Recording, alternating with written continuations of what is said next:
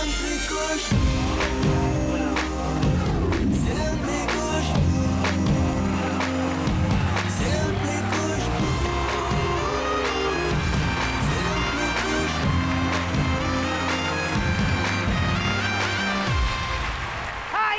evening, vanakkam and welcome to Basham Constructions வழங்கும் Simply Khushbu, powered by VK Shampoo Hair Color மற்றும் தஞ்சாரா and எங்களுடைய cookie partners Unibic Cookies. Wow! எவ்வளோ வாரங்கள் கடந்து இங்கே வந்திருக்கோம்.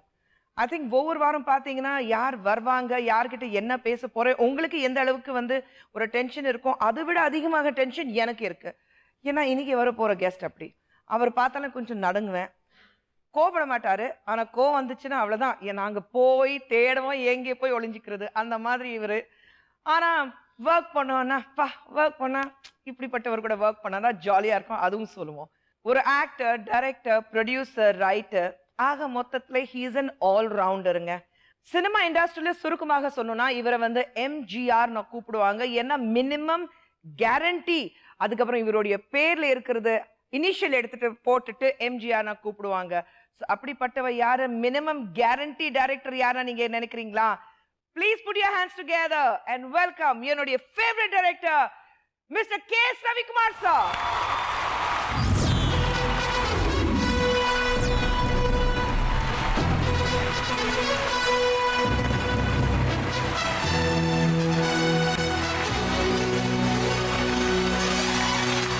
Minimum guarantee Ravikumar. நீங்க சொன்னீங்களே இப்போ மினிமம் கேரண்டி இருக்கு, அதுக்கு தான் அப்படின்னு நினைச்சுப்பாங்க அவங்க. இல்ல சார், ஆனா நினைச்சு பாருங்க, 25 வருஷம் நீங்க போன வருஷம் தான் 25 வருஷம் 25 இயர்ஸ் இன் சினிமா நீங்க செலிப்ரேட் பண்ணியிருக்கீங்க. இந்த 25 வருஷத்துல வந்து minimum guarantee top rated directors அப்படி நான் பார்த்தா கண்டிப்பாக உங்க பேர் இருக்கு. 25 வருஷத்துக்கு அப்புறம் கூட நம்ம பேர் அங்க இருக்கு. அப்படி திரும்பி பார்க்கும்போது எப்படி ஃபீல் பண்றீங்க? என்ன ஹாப்பியாக ஃபீல் பண்ணுறேன். ஒரு படம் டைரக்ட் பண்ணிட மாட்டோமா அப்படின்னு நினச்சிட்டு வந்தோம். சரி, 25 வருஷம் டைரக்ஷன் ஃபீல்டில் இருக்கும் அப்படின்னு நினைக்கும்போது ரொம்ப ஹாப்பியாக ஃபீல் பண்ணுறேன் சார். ஆனால் 25 இயர்ஸ் எத்தனை படங்கள் சார்? 30க்கு மேலே? 44 ஆயிடுச்சு. ஐயோ 44, வாவ். இல்லை, உங்கள் பையன் வந்து ரம்யா ஆக்ஷன் அம்மா சுட்டுட்டாரு, ஆர்னோ விட்டாரு, சொல்லிட்டு போய் தேர்ல மனிதனா பிறந்தவன் கைட்டு அடிக்கல அப்படின்னா அவன் மனுஷனே இல்லை.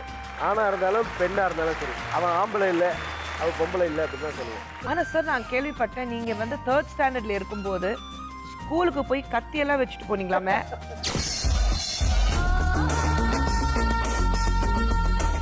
நீலாம்பரி காலை அப்படி தூக்கி அப்படி வச்சாவே நீலாம்பரி. இளநீரா? இளநீர் ஜில்லுன்னு இருக்கும். இளநீர்னா வேற தானே ஆகும். நீங்க பேசிக்கலி வந்து ஒரு அசிஸ்டன்ட் டைரக்டர் ஆரம்பிச்சீங்க. ஆமா. சினிமாக்கு வரும்போது நடிக்கிறதுக்காக தான் ஆசையோட வந்தீங்களா, இல்ல டைரக்ட் பண்ணணும்னு தெளிவா இருந்தீங்களா? டைரக்ஷன் பிடிச்சி தான் வந்தேன் நான், நடிக்கிறதுக்காக நான் வரவே இல்லை. ஓ. முதல்ல நான் வந்து எக்ஸ்போர்ட்டராக வந்தேன் ஃபிலிம் இண்டஸ்ட்ரிக்கு. தட் இஸ் ஃபிலிம்ஸ் வந்து எக்ஸ்போர்ட் பண்ணேன் for Malaysia and Singapore. FMS rights வாங்கி. யா, அதுக்கு தான் வந்து டிகிரி படிக்கும்போதே அந்த பிஸ்னஸ் ஆரம்பித்தோம். அது சரியாக போகல. அப்போ வந்து அப்போவே பைரட்டட் VHSல வரும், அதெல்லாம் வந்து சிங்கப்பூர் மலேசியாவுக்கு நாங்கள் படம் அனுப்புறதுக்கு முன்னாடி அது போயிடும். ஸோ அதனால் வந்து அந்த பிஸ்னஸ் சரியாக இல்லை. அதுக்கப்புறம் நாங்கள் கொடுத்த படம் அட்வான்சஸ் எல்லாம் வந்து போய் படம் ஷூட்டிங் நடக்குதான்னு வேடிக்கை பார்க்க போகும்போது அந்த டைரக்டர் ஒரு சின்ன டைரக்டராக இருப்பான், 100 பேர் இருப்பாங்க, அவன் ஒரு முறைச்சு சைலன்ஸ்னா சைலண்ட் ஆகிடும். அந்த கேப்டன்ஷிப் பிடிச்சிருந்தது. So I want to learn that job. So I learned for 10 years. 10 years assistant director. யார் கூட அசிஸ்டன்ட் டைரக்டர்? நிறைய பேர். கடைசியாக வந்து விக்ரமனோட படம் புது வசந்தம். அதுக்கப்புறம் அதே ப்ரொடியூசர் வந்து என்ன டைரக்டர் ஆகிட்டாரு. நீங்க வந்து வசதியான குடும்பத்திலேருந்து வந்திருக்கீங்க. பட் ஈவன் தென் அந்த 10 வருஷம் நீங்க அசிஸ்டன்ட் டைரக்டரா இருக்கும்போது கண்டிப்பாக ஹார்ட்ஷிப்ஸ் இருந்திருக்கும். கண்டிப்பா. அது ஒருத்தருக்கு ஒரு மாதிரி கஷ்டங்கள், எனக்கு வேற மாதிரி கஷ்டங்கள். ஆக்சுவலி நான் வந்து அசிஸ்டன்ட் டைரக்டராக ஒர்க் பண்ணால் அந்த படம் முதல்ல ரிலீஸ் ஆகாது.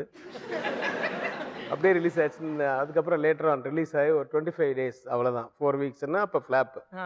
அப்புறமா 50 days ஆண்களை நம்பாதேன்னு ஒரு படம். அப்புறம் ராஜா தான் ராமதாசனுடைய படம் வந்து 100 days போச்சு.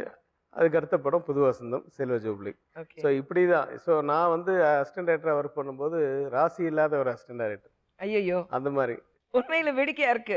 ஏன்னா, எங்கிருந்து ஆரம்பிச்சு இன்னைக்கு வந்து நானே வந்து உங்கள முதலாக சந்திக்கும்போது, it was such a different experience. புருஷ லட்சணம் நீங்களும் நானும் சேர்ந்து ஃபர்ஸ்ட் டைம் ஒர்க் பண்ணோம். ஆனா அந்த ஷூட்டிங் பண்ணும்போது we realized that there's so much of common things. 2 பேரும் வந்து வொர்க்காலிக், 2 பேருக்கு வந்து வொர்க் ஒழுங்கா நடக்கணும். முதல்ல நீங்க என்ன வந்து செலக்ட் பண்ணதுக்கு கண்டிஷன்ஸ் எல்லாம் வச்சீங்க. அதெல்லாம் ஞாபகம் இருக்கா? சார் கண்டிஷன்ஸ் அதெல்லாம் வைக்கல வந்து சார். அவங்களுக்கு சொல்லணும். ஐயோ நான் கண்டிஷனே வைக்கல ஆமா, சார். ஆக்சுவலா வந்து புருஷ லட்சணம் ஒரு படம் என்னுடைய 7வது படம். Sorry 8th film. எனக்கு 8th ஃபிலிம். அப்போ வந்து பி வாசு தான் அந்த படத்தினுடைய கதை. அந்த கதையை வந்து அவர் குஷ்புக்கு அவர் ஏற்கனவே தெரியும்னு நினைக்கிறேன் அவங்களுக்கு. சொல்லிட்டு ரவிக்குமார் தான் டைரக்ட் பண்ண போகிறேன், நான் பிஸியாக இருக்கேன், அந்த கதை சொல்லிவிட்டேன். ஸ்க்ரீன் பிளேலாம் வேறு மாதிரி பண்ணியிருக்கான், நீங்கள் பண்ணுங்கன்னு சொன்னோன்னா, இல்லை whose that Ravikumar, I want to see his previous films அப்படின்லாம் சொல்லி இவங்களுக்கு நான் வந்து என்னுடைய அதுக்கு முந்தைய படம் கொண்டாட்ராஜ்னு ஒரு படத்தை நான் வந்து அப்போது அவங்களுக்கு ஷோ தனியாக உட்காந்து பார்க்குறாங்க. பார்த்துட்டு ஓகே அப்படின்னு சொல்லி அதுக்கப்புறமா அந்த படம் ஒத்துக்கிட்டு அதுதான் புருஷ லட்சணம். ஸோ ஒரு டேரக்டரை செலக்ட் பண்ணாங்க அன்னைக்கு. அதுக்கப்புறமா கட் பண்ணால் நான் நாட்டாமின்னு ஒரு படம், அந்த படத்துக்கு ஆக்சுவலாக இவங்க இல்லவே இல்லை. அந்த படத்துக்கு நான் வந்து ஆர்டிஸ்ட் சேஸில் இருக்கேன். அப்போ ஆன் த வேல வந்து வேற ஒரு தெலுங்கு ஹீரோவை பார்க்கறதுக்காக, சும்மா அவர் ஃப்ரெண்ட்லியாக ராஜேந்திர பிரசாத் பார்க்கறதுக்காக நான் ஒரு இடத்துக்கு போகிறேன். அங்கே போனால் இவ்வளோண்டு கவனம் போட்டுக்கிட்டு பயங்கரமாக டான்ஸ் ஆடிட்டு ராஜேந்திர குமார் இப்போ என்ன பார்த்துட்டு கட்டு ஒன்று ஓடி வந்துட்டாங்க. ஏன்னா புருஷ லட்சணம் நல்லா ஃப்ரெண்ட் ஆகிட்டோம், படமாக ஓடிடுச்சு. அதுக்கப்புறம் என்ன இதை பக்கம் அப்படின்னா, இல்லை நான் ராஜேந்திர பிரசாத் பார்க்க வரேன், லக்ஷ்மியை பார்க்க போகிறேன் அப்படின்னு சொன்னேன். லக்ஷ்மியா எதுக்கு அப்படின்னு, இல்லை ஒரு படம் பண்ணிட்டு இருக்கேன் இப்போது சூப்பர் குட்டுக்கு, அந்த படத்தில் வந்து ஓல்டு கேரக்டர், அதனால் லக்ஷ்மி ஹீரோவுக்கு பேரா?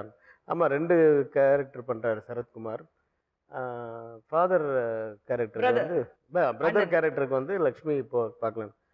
லக்ஷ்மி பண்ணுற அளவுக்கு வந்து நல்ல கேரக்டர் அது, தட் இஸ் நல்ல ஆக்டிங் இது இருக்க சான்சஸ் இருக்கிற கேரக்டர்னா. ஆமாங்க, அப்போ நான் பண்ணுறேனே அப்படின்னாங்க. ஏன்னா உடனே ஒரு ஷாக்கு, என்ன சொல்கிற, இவ்வளோ கவுன் போட்டு இவ்வளோ கவுன் போட்டுட்டு ஆடிட்டு இருக்க, நீ வந்து ஓல்டுக்கு பேர் ஒயிட்டெல்லாம் போடணுமான்னா, நான் ஏற்கனவே மன்னனில் ஒயிட் போட்டிருக்கேன், மன்னன் தான் அண்ணாமலையில் ஒயிட் போட்டிருக்கேன், அதெல்லாம் நோ ப்ராப்ளம், பட் ஹீரோக்கு தானே பேர், ஐ வில் டூ இட். என்ன நல்ல கேரக்டர்னு சொல்கிறீங்க. அதே புருஷ லட்சணத்துக்கு முன்னாடி படத்தை பார்த்தவங்க நாட்டாமை படத்துக்கு கதை கேட்கல, ஒன்று லக்ஷ்மியே பண்ணலாம் அப்படின்னு நீங்கள் நினைக்கிற ஒரு கேரக்டரை நான் பண்ணுறேன், நீங்கள் ப்ரொடியூசரை கேட்டு சொல்லுங்கள். நேராக சௌத்ரி சார்கிட்ட வந்தேன்.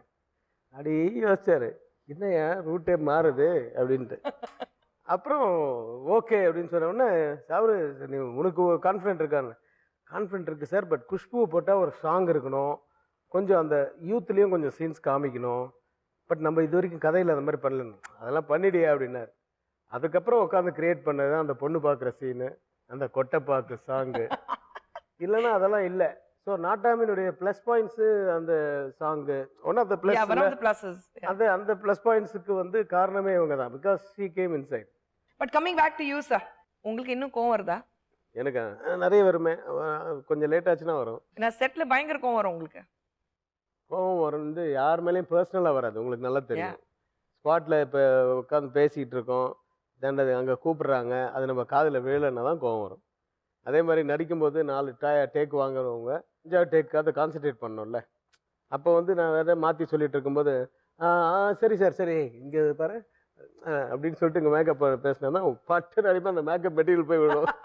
இங்கே பேசிகிட்டு இருக்கு, அப்புறம் என்ன, அப்புறம் 4 டேக் எதுக்கு வாங்கினேன், கான்சன்ட்ரேட் பண்ணால் வராது அப்படின்றது அது கோவம் தான். அது வந்து யார் மேலே காமிக்கணும், நமக்கு லேட் ஆகுது, இன்றைக்குள்ளே அந்த சீன் முடிக்கணும், இன்றைக்கி சீன் முடித்தா அந்த காம்பினேஷன் நாளைக்கு முடிக்க முடியும், மறுபடியும் அந்த காம்பினேஷன் விட்டுட்டோம்னா மறுபடியும் ரிலீஸ் டேட்டே தள்ளி போகும், இதனால யாருக்கெல்லாம் ப்ராப்ளம் அப்படின்னு எல்லாம் யோசிப்போம் இல்லையா. அதனால் இன்றைக்கி என்ன பிளான் பண்ணணுமோ அதை முடித்தோம்னா தான் அது அந்த டயத்துக்கு நடக்கும், அந்த ப்ரொடியூசருக்கு 4 காசு வரும், மினிமம் கேரண்டி டைரக்டர் பேர் இருக்கும். சார் உங்கள் சைல்ட்ஹுட்க்கு போவோம். நீங்கள் சின்ன வயசுலேருந்து அம்மா செல்லம் இருந்திருக்கீங்க? அப்பா தான் நான் ரொம்ப செல்லம். அப்படிங்களா? ஆனால் அந்த அப்பாவே கோவம் வந்து நடிக்கிற அளவுலாம் நடந்திருக்கு. அடி வாங்கியிருக்கீங்க? ஒரே ஒரு வாட்டி நல்லா அடி வாங்கி. எதுக்கு? ரம்யா கிருஷ்ணன் அம்மாவை ஷூட் பண்ணிட்டேன். ரம்யா கிருஷ்ணனுடைய செகண்ட் ஃபிலிம் அது, பார்த்த ஞாபகம் இல்லையோன்னு. Nagesh sir director. அன்றைக்கி சண்டே, ஸோ நோ ஷூட். மறுநாள் மண்டேலேருந்து செட்டில் சாங் இந்த மாதிரி ஃப்ளோரு. அதுக்காக வந்து ஆனந்த் பாபுவும் ரம்யா கிருஷ்ணனும் வந்து நாகேஷ் சார் வீட்டில் மாடியில் ரிஹர்சல் பண்ணிட்டு இருக்காங்க. அவங்க அம்மா பால்கனிலேருந்து வேடிக்கை பார்க்குறாங்க. நான் சும்மா இல்லாமல் நான் பைக்கில் வந்து அவன் வெளியில் ஜிஜுன்னு சின்ன பையன் நாகேஷோட 3rd சன். அவன் வந்து ரைஃபிள் வச்சுட்டு அங்கே எங்கேயோ கொண்டு போய் அவன் வேலைக்காரன் ஒருத்தன் வைப்பான், அடிப்பார், படவே படாது. குடுறான்னு சொல்லிட்டு வாங்கி நான் டர்னு அடிப்பேன். எப்படி கரெக்டாக இருக்கு. நான் வந்து என்சிசியில் கேடட் ஃப்ளைட் சார்ஜென்ட், எனக்கு வந்து ரைஃபிளில் வந்து இதெல்லாம் வந்திருக்குன்னு ரொம்ப பந்தவா அங்கே இன்னும் தள்ளிவைலாம் கரெக்டாக அடிப்பேன். இதெல்லாம் பார்த்துட்டு இருந்த அந்த அம்மா இங்கே சுடு பார்ப்போம் அப்படின்னாங்க. இப்படி பார்வதி மாதிரி நின்னாங்க. அங்கே எய்ம் பண்ணேன், இங்கே பட்டுச்சு. ஐயோ, எனக்கு தெரியாது அது. அப்புறம் மறுபடியும் படலையே அப்படின்னாங்க. மறுபடியும் எய்ம் பண்ணுறேன், ஒயிட் ஜாக்கெட் அப்படியே ரெட் ஆகுதுங்க. அப்படியே அங்கேருந்து திப்புன்னு ஓடுறேன். அவங்க அந்த ரிஹர்சல் ஹால் வழியாக தான் போனோம் பால்கனிக்கு. ஒன்று அவங்க எல்லாம் ஓடி வராங்க. என்னாச்சுன்னு அவன் பார்த்தா எனக்கு ஒன்றுமே இல்லை பிளட் வருதா, அங்கேருந்து ஷூட் பண்ணேன். என்ன பைத்தியக்காரா, இதில் ஷூட் பண்ணி இது வந்து புல்லட், இது வந்து எவ்வளோ ஷார்ப்பு தெரியுமா அப்படி இப்படின்றான் அவன் பாபு. சரின்னு சொல்லிட்டு அதுக்கப்புறமா நீ உடனே பாபு என்ன பண்ணா, நீ உடனே டாக்டர்கிட்ட கூப்பிட்டு போகணும். அவங்க பைக்லேயே உட்கார வச்சுக்கிட்டு எங்கேயுமே வந்து டாக்டர்ஸும் இல்லை சண்டேனால, சரின்னு சொல்லிட்டு தேவகி ஹாஸ்பிட்டலுக்கு போனோம். அங்கே போய் அவங்க எக்ஸ்ரே எடுத்து பார்த்துட்டு புல்லட் இருக்குன்னு காமிச்சிட்டாங்க. பட் ரொம்ப இதெல்லாம் ஒன்றும் இல்லை, ஒரு 1 வீக்குள்ளே ஆப்ரேட் பண்ணி எடுத்துடணும் அப்படின்னு. ஆப்ரேட் பண்ணி எடுக்கணுமான்னு சொல்லிட்டு சரின்னு அப்புறம் அவங்க வீட்டில் போய் விட்டுட்டு நான் வீட்டுக்கு வந்துட்டேன். மிட் நைட்டு போலீஸ் கதவு, எங்கள் அப்பா போய் கதவு திறந்துட்டு என்ன கேட்டேன், இல்லை உங்கள் பையன் வந்து ரம்யா ஆக்ஷன் அம்மா சுட்டுட்டாரு, அவங்க வந்து நாங்கள் விளையாட்டுக்கு தான் பண்ணோன்னு கையெழுத்து போட்டு கொடுத்துட்டாங்க, நீங்கள் ஒரு கையெழுத்து பண்ண தேவகி ஹாஸ்பிட்டல்லேருந்து கம்ப்ளைண்ட் கொடுத்துட்டாங்க அப்படின்ட்டு மேலே அந்த கையெழுத்து போடுறாரு. கையெழுத்து போட்டு அப்படி போனதுக்கப்புறம் பலார்னு விட்டார். சுழண்டு போய் தேரில் உட்காந்து. அதுதான் எனக்கு அந்த அடி தான் மறக்கவே முடியாது. அந்த அடி வந்து எப்போ ரெகுலராக அடிக்கிறவங்ககிட்ட நினைப்பேன், என்னைக்கா ஒரு நாள் இருக்குது. அது நான் கிட்டத்தட்ட வந்து ஒரு வாரம் வந்து எங்கள் அப்பாவை பார்க்கவே இல்லை. ஆனால் அவருக்கு கொஞ்சம் கொஞ்சமாக மறுநாளே சாக்லேட் வாங்கி வந்து கொடுக்குறது அது இதெல்லாம் நிறைய நடந்தது.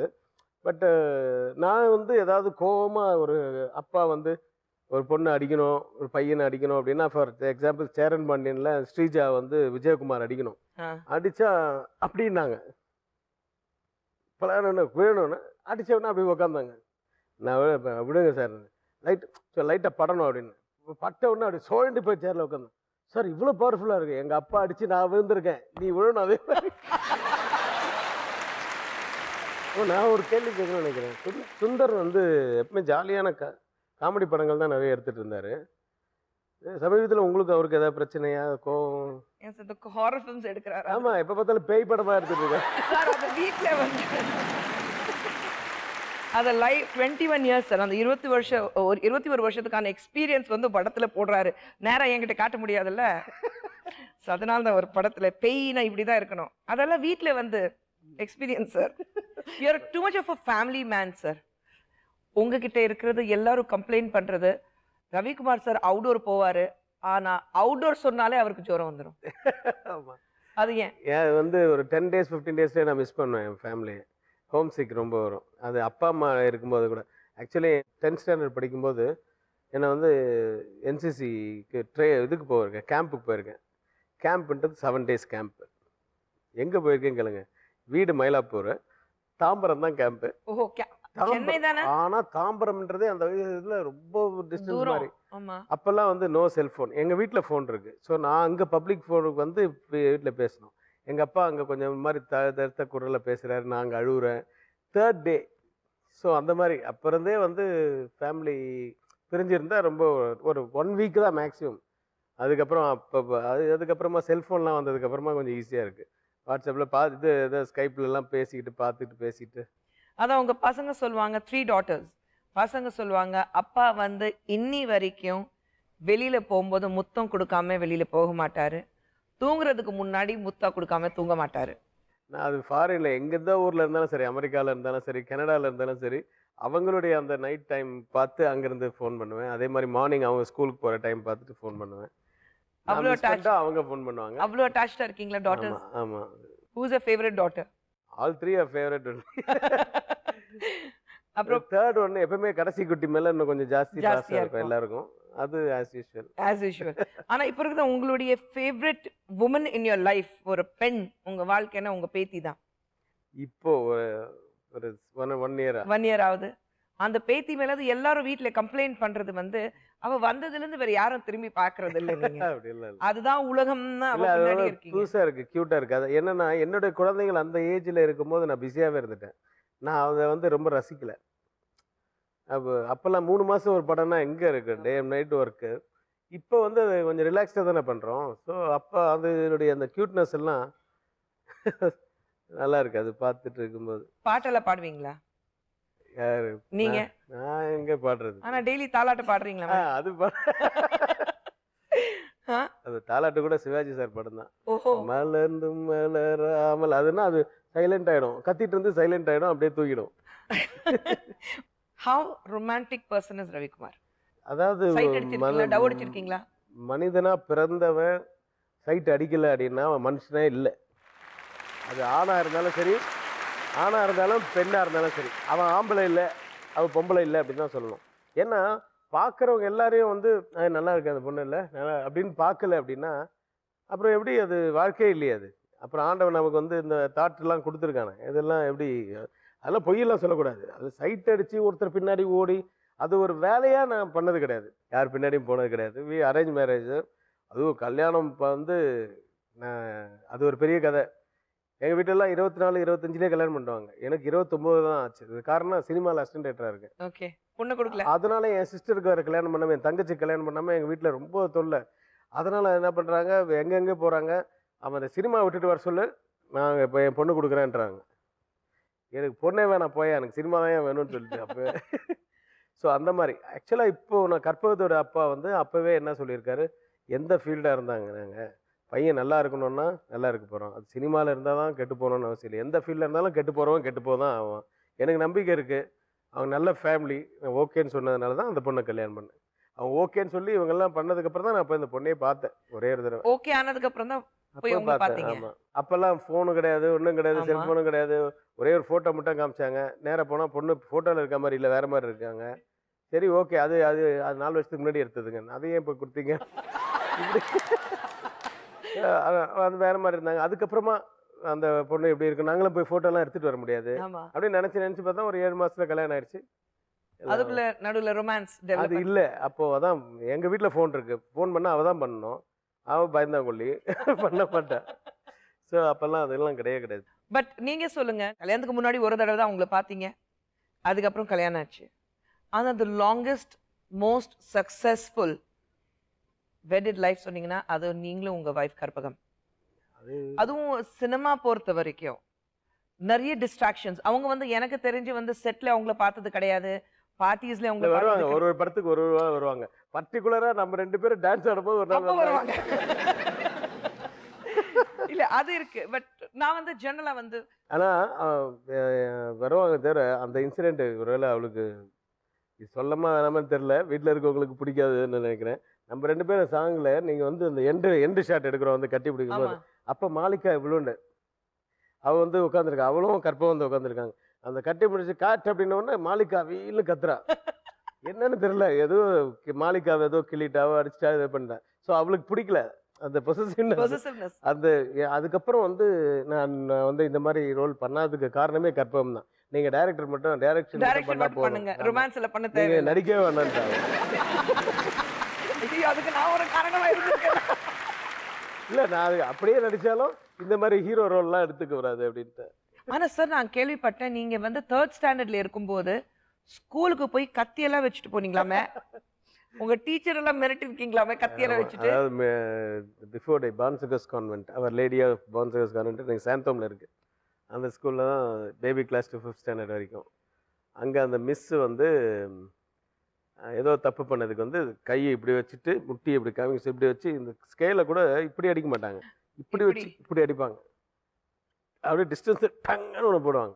அது மறுநாள்லாம் 3 நாள் அந்த கை வலிச்சுட்டே இருக்கும். அது எங்கள் பாட்டி வந்து எங்கள் அப்பாவோட அம்மா கண்டபடி திட்டிக்கிட்டே இருப்பாங்க. குழந்தை இப்போ இப்படி இருக்க சொல்லிட்டு ஏதோ போட்டு மருந்து இருந்து போட்டு குழந்தை இப்படி அடிக்குங்க. அவங்கெல்லாம் வந்து குழந்தைங்க பெற்றா தானே தெரியும். அவங்கெல்லாம் வந்து இந்த அவங்க நன்ஸ் அந்த மாதிரி இருக்கனால அவங்களுக்குலாம் அந்த குழந்தைங்களோட அருமையே தெரிய மாட்டேங்குது. இவங்கெல்லாம் யார் வச்சு ஏதோ திட்டிகிட்டு இருப்பாங்க. அப்படியே ஏறுது எனக்கு. இந்த பிரெட்டெல்லாம் கட் பண்ணுவாங்களே, அந்த நைஃப் எடுத்து நான் பேக்கில் வச்சுருந்துருக்கேன். எனக்கு தெரியாது இதெல்லாம், எங்கள் அம்மா சொல்லி தான் அப்புறமே தெரியும். மறுநாள் வந்து அதே மாதிரி என்ன waste homework come on read the book அப்படின்னு அவங்க ஷோ த நோட் புக் கத்தி எடுத்து காமிச்சிட்டு கத்தி எடுத்து காமிச்சோன்னா அப்படியே ஷாக் ஆகிடணும் அப்படின்னு சொல்லிட்டு போய் அட்மினிஸ்ட்ரேஷனை போய் பயங்கர விண்டு பண்ணி அவங்க நான் குத்தெல்லாம் போல கத்திச்சு ஹிட் மீ தட்ஸ் ஆல் அப்படின்னு இருக்கேன் அவ்வளோதான். ஆனால் அது பிரெட் அது ஒன்றுமே ஷார்ப்பாகவே இருக்காது. அது ஏதோ அந்த மாதிரி மைண்டில் வந்து காமிச்சிருக்கேன். அப்போ இதெல்லாம் அப்புறமா எனக்கு நான் 3rd ஸ்டாண்டர்ட்னா எப்படி ஞாபகம் இருக்கும். ஆமா இதெல்லாம் செஞ்சிருக்கீங்க. என்ன விஷயம் எனக்கு அறியாமே அது கூட அப்ப இருந்தே ஒரு ஏதோ ஒன்று இருக்கு. ஓகே ஸோ அந்த மாதிரி ஆளுங்கிட்ட போய் டம் ஸ்மாஷ் ஈஸியா இருக்கும் சார். கத்தினா எடுத்து காமிப்பாங்கல்ல ஈஸியா இருக்கும். நீங்க இப்படி வச்சுக்கீங்க. நீங்க பார்க்க கூடாது. என்ன குஷ்புன்னு போட்டிருக்கு அங்க இருக்கிறது தான் இருக்கு. ஆமா சார். என்ன ஓ நீங்க சொல்ல போறீங்க. ஆமாங்க நீங்க பார்க்க கூடாது. நான் நடிச்சு காமிப்பேன் சார். Okay okay. நீங்க வார்த்தைகள் பார்க்க கூடாது. ஒன் வேர்டு தமிழ் சொல்லியாச்சு.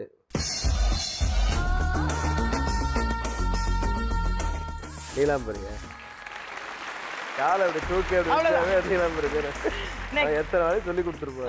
நீங்க எத்தனை தடவை சொல்லி கொடுத்துருப்பீங்க. ஒன்னொன்னுக்கு ரியாக்ஷன் எப்படி கொடுக்கறதுன்னா எனக்கு தெரியல.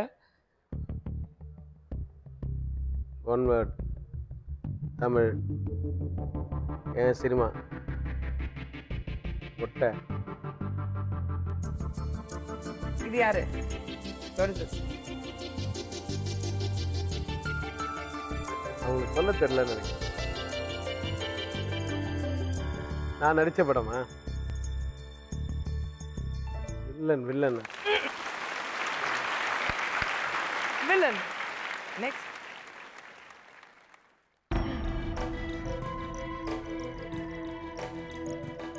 டூ வேர்ட் தமிழ் செகண்ட் வேர்ட்.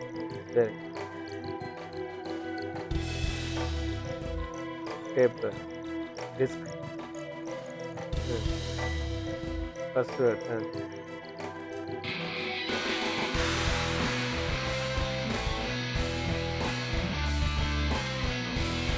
திருட்டு சீடியா. கரெக்ட்.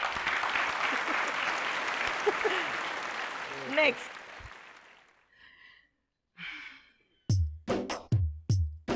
டூ வேர்ட்ஸ் தமிழ் ஃபர்ஸ்ட் வேர்ட்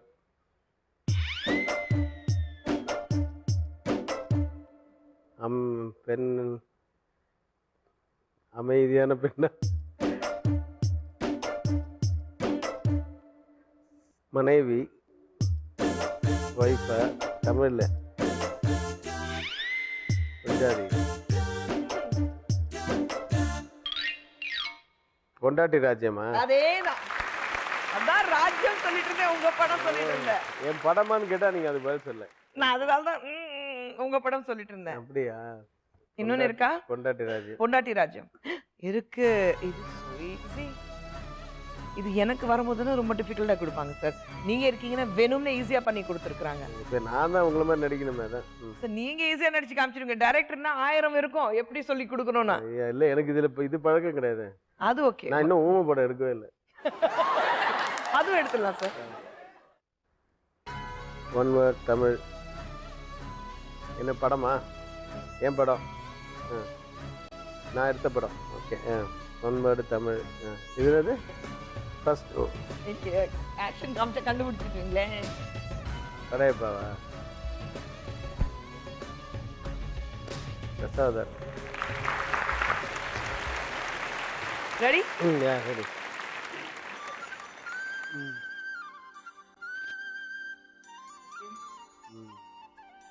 நீங்க சொல்லணும். தமிழ் இங்கிலீஷ் ஹிந்தி எல்லாம் சொல்லுங்க. தமிழ் தமிழ் one word.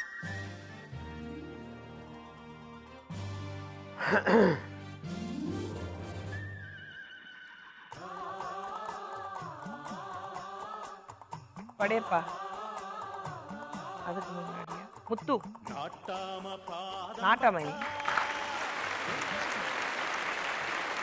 Got it? Okay. இது எத்தனை வார்த்தைன்னு சொல்றேன்?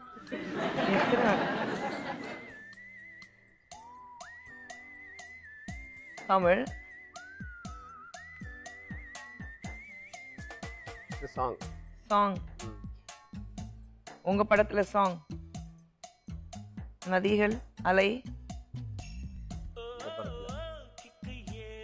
படைப்பா. உங்க படத்தோட படைப்பால சாங். வெற்றி படைப்பால உங்க சாங். ஓ அதுதானே. ஓகே. ஓ கிக்கு ஏறுது. ஓஹோ கிக்கு ஏறுது 6ன்னு சொன்னா நீங்க பயந்துருப்பீங்க. அதான் நான் நம்பரே சொல்லல. சண்முகி. 2 வார்த்தை தமிழ். நீங்க டைரக்ட் பண்ண படம்.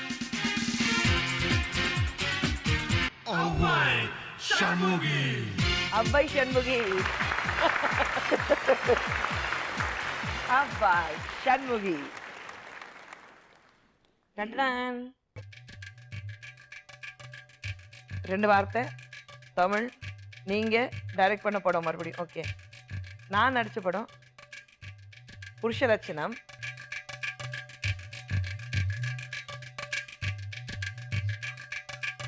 மின்சார் கண்ணா.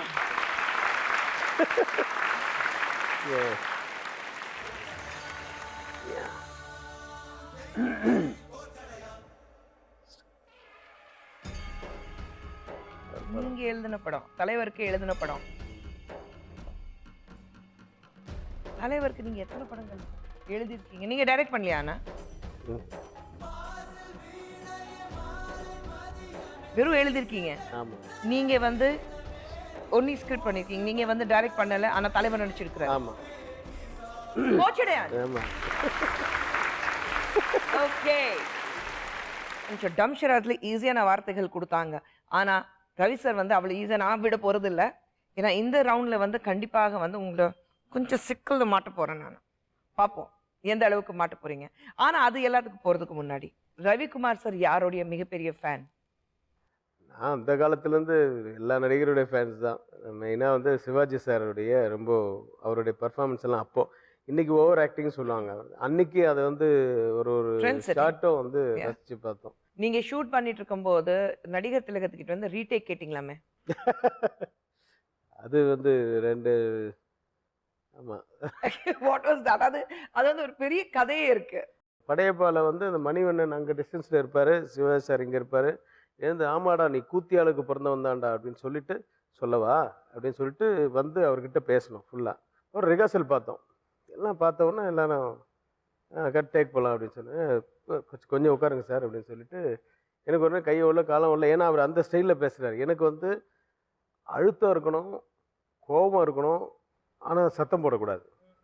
அது மாதிரி வேணும். அது எப்படி அவர்கிட்ட கேட்குறதுன்னு தெரில.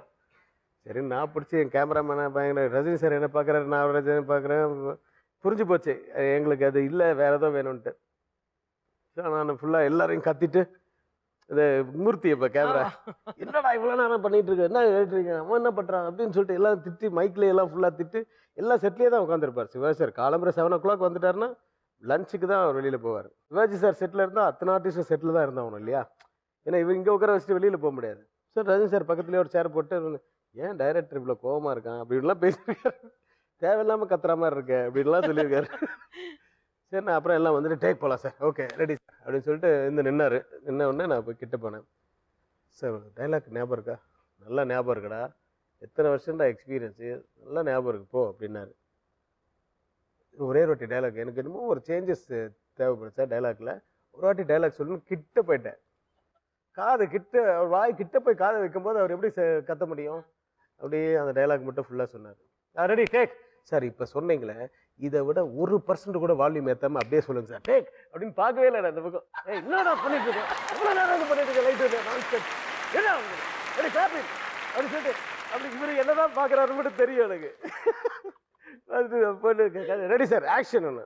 அதே மாதிரி சாஃப்டாக பேசினோம்னா எல்லா ஹோல் இது கை தட்டிட்டாங்க. அதுதான் இன்னைக்கு படத்தில் இருக்கு. சொல்லுங்க. அதுக்கப்புறம் கூப்பிட்டாரு, வாடா நீ டைரக்டர் கேட்கறத கொடுக்க போறேன்டா, அது ஏன்டா மற்றவங்கள திட்டுற? சார் அப்படி இல்லை சார், அது நீங்கள் வந்து அவங்க அப்பப்போ கேட்டாங்கடா அப்படி. நான் இப்படி சொல்கிறேன், இப்போ நீங்கள் கை தட்டின மாதிரி அவனுங்க கை தட்டினானுங்க, அது அப்படியே இன்க்ரீஸ் ஆயிடுச்சு. வால்யூம் குறைச்சிக்க சொன்னால் குறைச்சிக்க போகிறேன் அப்படின்னாரு. உடனே காலை தொட்டு கும்பிட்டு தேங்க்யூ சார்னு சொல்லிட்டு இந்த மாதிரி கிரேட் எக்ஸ்பீரியன்ஸ் இல்ல சார் அதெல்லாம் அவங்க கூட work ஐயோ பண்ணும்போது. நிறைய இருக்கு. சிவாஜி சார் ஒரு படம் பண்ணாலே நிறைய எக்ஸ்பீரியன்ஸ் இருக்கு. டெய்லி எக்ஸ்பீரியன்ஸ் தான். பட் உங்களுடைய சாங் அது வந்து ரொம்ப ஃபேமஸ் ஆச்சு. கேன் வி அடேப்பா. Just see that song? அடேப்பா.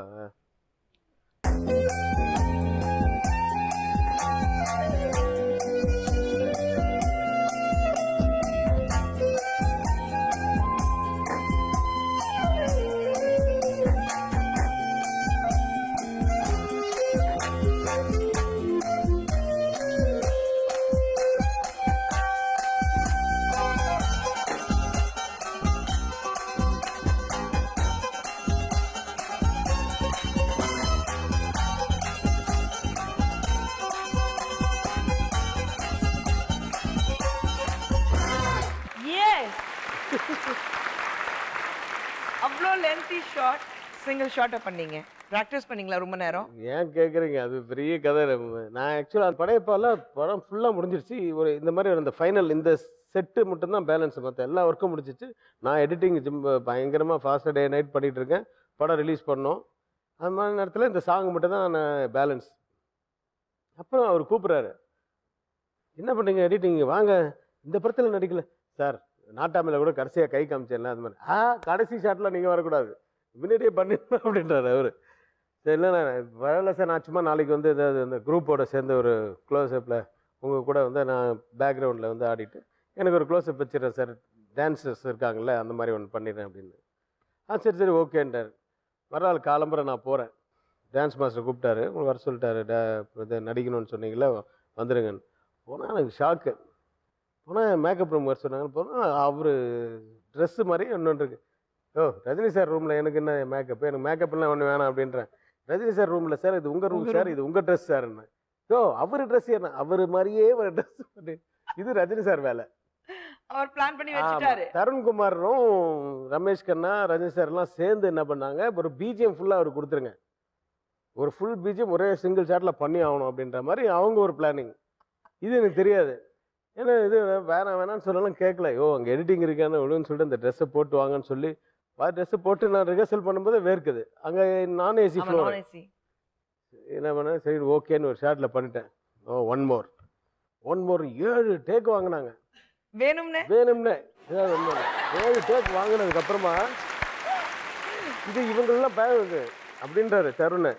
இது வந்து ரொம்ப ரஜினி சார் சொல்கிறாரு, Ramesh Kanna sir one more sir, இல்லை அங்கே கொஞ்சம் மிஸ் ஆயிடுச்சு இங்கே மிஸ் ஆயிடுச்சுன்னு சொல்லி 7 ஷர்ட் வாங்கிட்டு கிட்டத்தட்ட 4வது டேக்கு அப்புறம் கேமராவே ஓடல.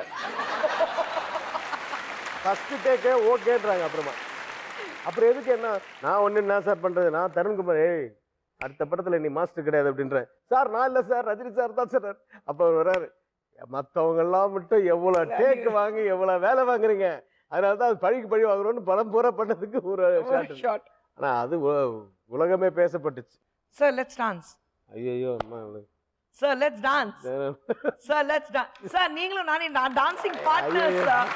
Public demand, sir. Music.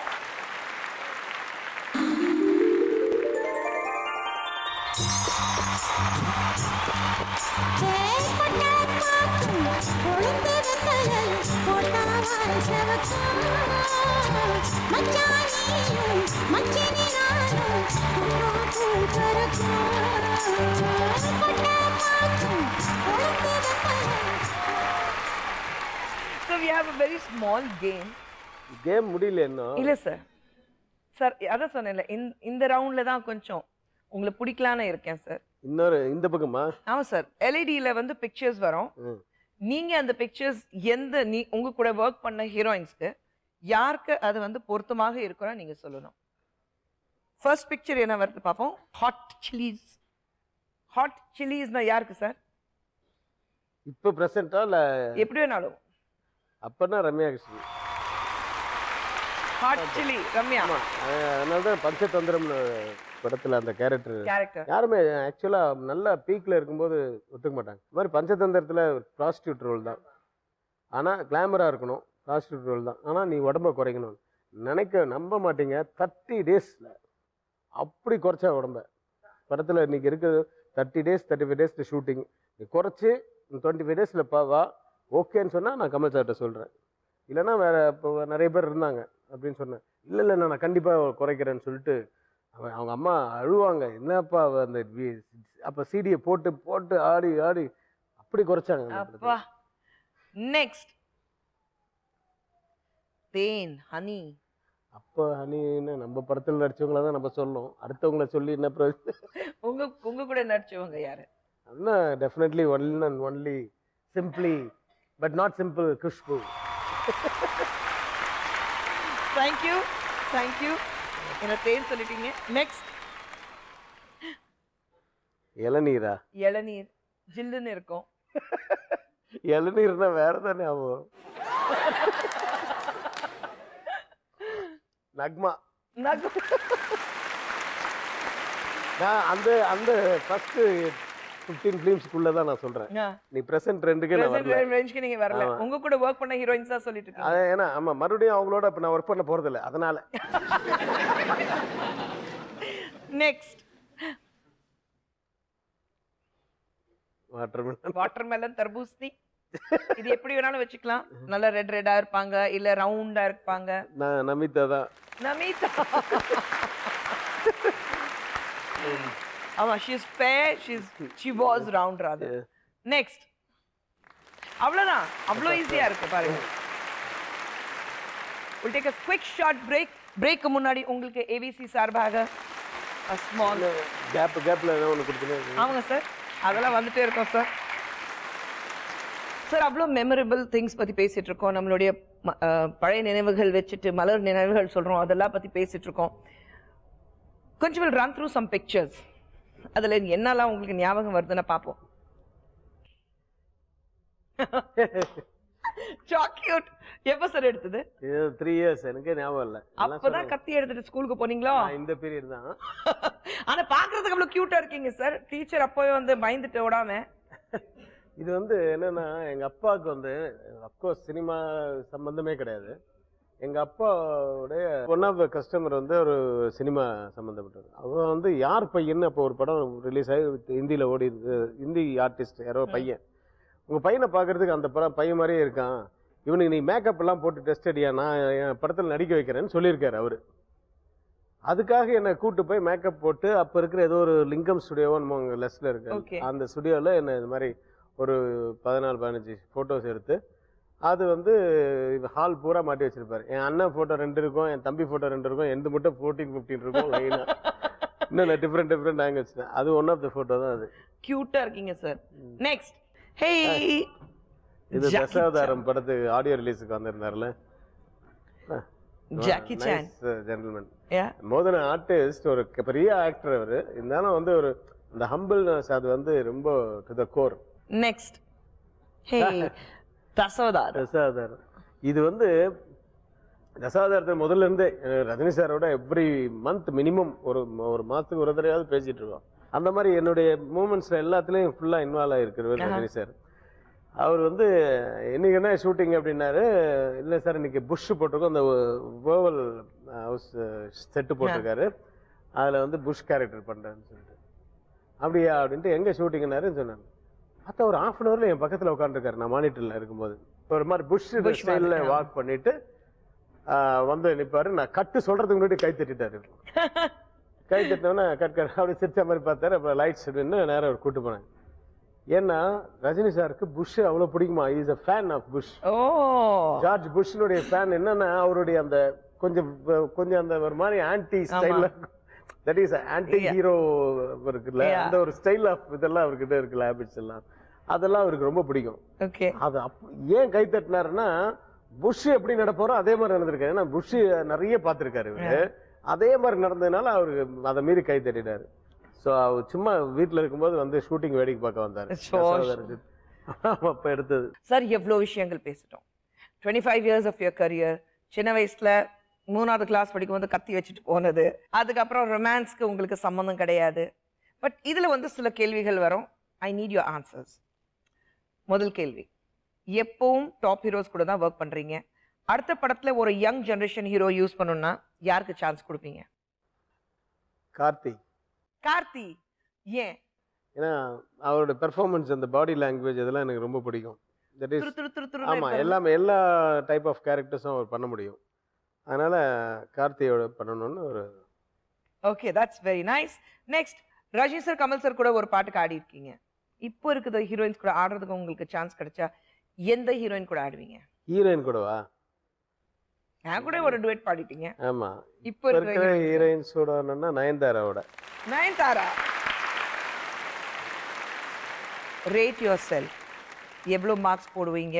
ஒரு தந்தையாக, ஒரு மகனாக, ஒரு கணவராக, ஒரு நண்பராக? ஒரு தந்தையாக I think 90%. 90%, 9 on 10. Yeah. Okay. மகனாக? மகனாக மேபி 60%. கணவராக? 70%, 75%. 70-75%. அண்ட் நண்பராக? 100%. 100. அது மட்டும் 100%. ஏன்னா ஃப்ரெண்ட்ஸுக்குள்ளே தான் ஒளிவு மறைவு எதுவுமே கிடையாது. ஸோ நான் தான் சொல்கிறேனே, ஒரு 40 இயர்ஸாக என் கூட ஃப்ரெண்ட்ஸாக இருக்கவங்களும் ஒரு மாதம் அவங்க மீட் பண்ணனாவே, அட்லீஸ்ட் முன்னாடியெல்லாம் டெய்லி மீட் பண்ணிட்டு இருந்தோம், அட்லீஸ்ட் ஒரு மாதத்துக்கு ஒரு தடையாவது மீட் பண்ணணும்னு இன்றைக்கும் தூண்டிகிட்டே இருக்கும். So friends always friends. That is so true. Totally different. 4வது கேள்வி, ஒரு ஆக்ஷன் காமெடி படம் 60 நாளில் அந்த படத்தை முடிக்கணும். அந்த 60 நாள் 2 ஹீரோஸ் உங்களுக்கு கொடுக்குறாங்க, ரஜினி சார், கமல் சார். யார் வச்சு எடுப்பீங்க? 2 பேரும் 30 நாள் கொடுங்க போதும், நான் முடிச்சிருவேன் 60 நாளில். 2 படமே உருவாக்கிடுவீங்களா? ஆமாம், 2 பேர் 30 நாள் கொடுங்க, டூகெதர் ஒரு 10 days கொடுங்க, போத் வச்சு 60 நாள்ல வந்து 2 சூப்பர் ஸ்டார் வச்சு பண்ணலாம்ல ஒரு படம். வெயிட் பண்றோம் சார், பண்ணுங்க சார். அது அவங்கள சொல்லணும். உங்க வாழ்க்கையிலேயே இது வரைக்கும் சினிமால பெஸ்ட் மூமெண்ட் இதுதான் அப்படின்னா என்ன இருக்கும்? சினிமாலன்னு சொன்னா என்னுடைய சொந்த படம் சில்வர் ஜூப்ளி ஃபங்க்ஷன். லெஃப்ட்ல ரஜினி சார், ரைட்ல கமல் சார், நான் உட்காந்துருக்கேன். that was the best moment. Yeah, truly. அப்புறம் உலக நாயகன் என்ற டைட்டிலே வந்து அவருக்கு நான் தான் கொடுத்தேன். அது எனக்கு மிகப்பெரிய பெருமை. அதில் இன்னைக்கு வந்து ஒரு உலக நாயகன் சூப்பர் ஸ்டார்னு வந்து தானு சார் தான் அவருக்கு முதல்ல வச்சு, இன்னைக்கு உலகம் பூரா சூப்பர் ஸ்டார் தான் சொல்கிறாங்க. உலக நாயகன் இன்னைக்கு கமல் சார் உலகம் பூரா சொல்லும்போது ஒரு தனியாக தற்பெருமை இருக்கும். அந்த டைட்டில் நம்ம தான் கொடுத்தோம் அப்படின்னு. எப்படி, எந்த படத்துல கொடுத்தீங்க சார்? என்னோட படம் சொந்த படம் தெனாலியில தான் கொடுத்தீங்க. அது ஒரு இது இருக்கு. நான் சும்மா படம்லாம் முடிஞ்சிருச்சு, கேமரா மட்டும் எடுத்துட்டு அவர் ஆஃபீஸ் போனேன். சார் ஒரே ஒரு க்ளோஸ், ஐயோ படம்லாம் முடிஞ்சிச்சே, நான் இப்போ தாடியெல்லாம் வளர்க்குறேன், நான் தாடியெல்லாம் கூட கட் பண்ணிட்டேன், அந்த மாதிரி ஏதோ ஒன்று சொன்னார். அது ஞாபகம் இல்லை எனக்கு கரெக்டாக. வெறும் உங்கள் கண்ணு மட்டும் வேணும் சார், அப்படியே கொஞ்சம் நேரம் பார்த்துட்டே இருந்துட்டு நான் ஹை ஸ்பீடில் எடுக்க போகிறேன், அப்படி பார்த்து சிரிச்சுட்டு கண் அடிங்க சார் போதும், இதில் தான் சார் நான் உங்களுக்கு டைட்டில் வரப்போகுது அப்படின்னு சொன்னேன். என்ன இது இல்லை சார், அது கொஞ்சம் வித்தியாசமாக பண்ணலான்னு இருக்கேன், ஏன்னா சொந்த படம் அது மாதிரி ஒன்று பண்ணணும் அப்படின்னு எனக்கு தோணுச்சு. அப்புறம் அந்த உங்களுக்கு டைட்டில் வந்து நான் தனியாக வேறு ஒன்று வைக்கலாம் சார், அது ஐயா அதெல்லாம் ஒன்றும் வேணாங்க, வெறும் கமல்ஹாசன் போடுங்க போதும் அப்படின்னாரு. இல்லை சார் கலைஞானின்னுவாங்க, காதல் இளவரசன் சொல்லுவாங்க, அதுக்கப்புறம் இதுதான் கலைமாமணி நிறைய இருக்குல்ல அவருக்கு, இப்போ டாக்டரு அதெல்லாம் எனக்கு வேணாம் சார், புதுசாக கொடுக்கணும்னு தோணுச்சு. அதனால் போகணும் சார், ஏதோ ஒன்று பண்ணுங்க, அதெல்லாம் ஒரு ஏதோ என்ன கேட்டு அப்படின்ட்டு விட்டார். அப்புறம் தான் அது வந்து சிஜி பண்ணேன். அதாவது ஆழ்வார்பேட்டை, இப்போ கூட பார்த்தீங்கன்னா தெரியும், ஆழ்வார்பேட்டை அவருடைய ஹவுஸ் வீடு, அது வந்து சேட்டலைட்லேருந்து அந்த ஹவுஸ்லேருந்து அப்படியே புல் பேக் பண்ணால் அப்படியே தமிழ்நாடு வரும், தமிழ்நாடுலேருந்து அப்படியே இந்தியா வரும், இந்தியாவிலேருந்து வேர்ல்டு வரும், அந்த வேர்ல்டு அப்படியே பேக் போனால் அது கருப்பு மொழியாக இருக்கும். அது அந்த மொழிக்கு அப்புறமா தான் அப்படி பேக் பண்ணால் அவருடைய ஃபேஸ் வரும், அந்த கருப்பு மொழியை அப்படி மூடி க்ளோஸ் பண்ணுவார். உலக நாயகன், ஸோ வேர்ல்டு பூரா உலக நாயகன், யூனிவர்சல் ஹீரோன்னு சொல்லி ஃபஸ்ட்டு தெனாலியில் தான் அவருக்கு அந்த டைட்டில் வச்சது. அது நான் ரொம்ப பெருமையாக சொல்லிப்பேன், அது தற்பெருமையாக இருக்கலாம், பட் அது எனக்கு ரொம்ப பெருமையாக இருக்கு. பரவாயில்ல சார். ஆமாம், உலக நாயகன் இன்னைக்கு உலகம் பூரா உலக நாயகன் தான், யாரும் டாக்டரோ கலைஞானியோ இதுவோ எதுவுமே கூப்பிடல, உலக நாயகன். Wow. Last question sir, dedicate these 3. A very hard worker, பயங்கர உழைப்பாளி, அது யாருக்கு டெடிகேட் பண்ணுவீங்க அந்த டைட்டில்? இப்போ ஜெனரலாவே சினிமாவில் தானே? ஆமாங்க. ஹார்ட் ஒர்க்கர்னா எனக்கு அப்புறம் வந்து நான் என்னுடைய ஸ்டைல் ஆஃப் ஃபிலிம் மேக்கிங்னா ஹரி தான் சொல்லுவேன். Hari. Okay. Second, smart worker. Very smart Sundar C. ரியலாக சொல்ல ஸ்மார்ட் இன் த சென்ஸ் எந்த மாதிரி ஆடியன்ஸுக்கு வேணும், எந்த மாதிரி நேரத்தில் வேணும், எப்படி வேணும், அவருடைய ஸ்டைல் ஆஃப் ஃபிலிமும் மாற்றிட்டு இன்னைக்கு என்ன வேணும் அவ்வளோதான். அதை கூட நிறைய ப்ரொடியூசர்ஸ் கிட்ட போய் அது பண்ணி அதை பண்ணாமல் அவரே ப்ரொடியூஸ் பண்ணி மொத்தமாக கொடுக்குறாருல, இதெல்லாம் ஒரு ஸ்மார்ட் திங்கிங் தான் பண்ண முடியும். True, very true. அதனால தான் சுந்தர் சி தான் correct. Last one, best coworker. Ramesh Kanna. Ramesh Kanna, okay.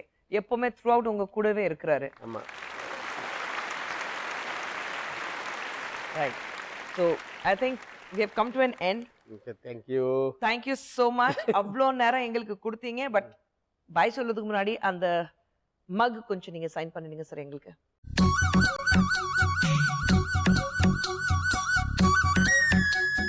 பாஷ்யம் சார்பாக ஒரு சின்ன gift hamper. Okay, thank you. And this is on behalf of me. Oh, இது நான் வாங்கிக்கிறேன். நீங்க உங்க மக் வந்து சென்டர்ல வைக்கணும் சார்.